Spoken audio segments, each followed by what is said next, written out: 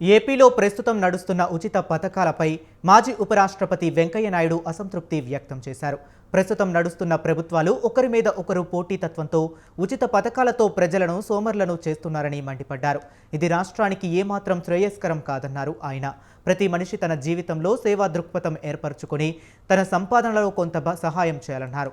ఉచితాలు ఇచ్చే దానికన్నా విద్య, వైద్యం ఉచితంగా అందిస్తే ప్రజలకు దోహదపడుతుందని తెలియజేశారు.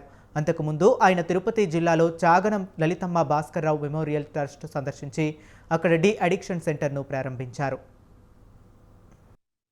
మొక్కల పంపిణీ, తాగునీటి సరఫరా, నైపుణ్య శిక్షణ అభివృద్ధి, ఉచిత వైద్య శిబిరాలు, దివ్యాంగులకు ట్రైసైకిల్స్, ఇతర సహకారాలు, ఇలాంటి కార్యక్రమాలు చేయడం చాలా ఆనందిస్తున్నటువంటి విషయం.